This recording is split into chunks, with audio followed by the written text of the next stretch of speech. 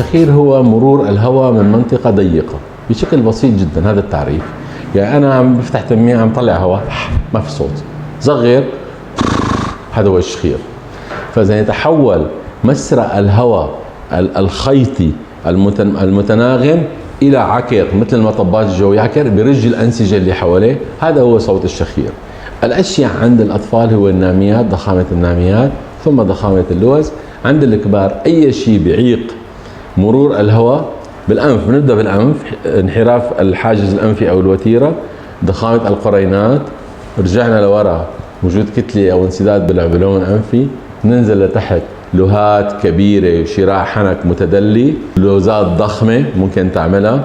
في ناس كثير عندهم تراجع بالفك السفلي، اللي عندهم تراجع بالفك السفلي بيقول لك أنا حأختنق أنا أنام على ظهري. شو بيصير؟ فك ثقيل وحامل اللسان مليان دم وثقيل جدا، وقت عم يرجع على ظهره عم يرجع لسانه لورا عم يشخر وقد يوقف التنفس الليلي. هي بالنسبة للشخير. توقف التنفس الليلي إن الشخير هو عبارة عن انسداد جزئي، عم يعمل انسداد بالأنسجة الرخوة. توقف التنفس الليلي هو كولابس، انخماص في هذه الطرق الهوائية، وبالتالي بوقف التنفس.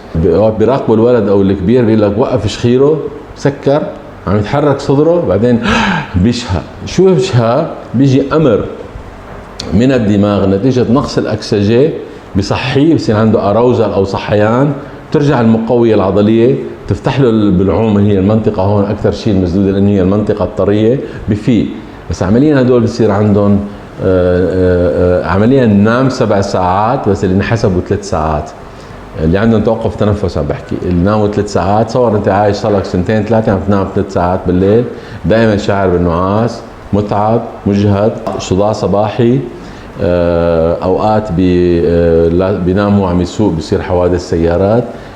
على المدى الطويل تؤذي القلب، تؤدي لارتفاع توتر الشريان الرئوي وقلب رئوي. وهذه اذا وصلنا لا سمح الله للمرحله غير عكوسه. طريقه المعالجه شخير والتوقف التنفس الانسدادي، في انحراف وتيره، تقويم الحاجز الانفي، في ضخامه القرينات، كي القرينات، في تراجع فك، ممكن ينحط دنتال ابلاينس او قالب مثل بدله اسنان بيلبسه بالليل ويشدوا له فكه للامام، وبالتالي بيحرر الطرق التنفسيه. قبل تقرير العمل الجراحي شو نوعيه، بنفصل العمليه على المريض، ما في مريض بيشبه مريض، بنعمل له تنظير من الانف، بنشوف وين المنطقه، ويفضل تنظير اثناء التخدير، نعمل له تخدير بسيط، منظر الانف، بنشوف وين المنطقه المنسده ونحط الحل المناسب. بيقول لك انا عملت عمليات شخير وما استفدت لانه لم تشخص مضبوط. يجب تنظير الانف، اسمه سليب اندوسكوب بالانجليزي، تنظير اثناء النوم، بنشوف وين المنطقه اللي عم ترج واللي عم تنسد وبنحط الحل المناسب. بنتمنى الصحه للجميع، بس رجاء الرساله بدي اوصلها، الشخير اذا الشريك او الشريكه قبلانه وما عم يعمل توقف تنفس هذا موضوع اختياري، فيكم تعملوا عمليه فيما ما تعملوا، ولكن اذا موضوع توقف تنفس واضح، واحد نعمل دراسه نوم بنشوف قديش الدرجه، شديد متوسط، يجب اما اجراء عمل جراحي او جهاز اسمه جهاز الضغط الايجابي او السي باب بحطه، وبالتالي بيحرروا مشكله توقف التنفس ومشكله الشخير.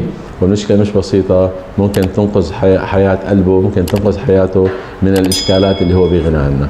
نتمنى الصحه للجميع.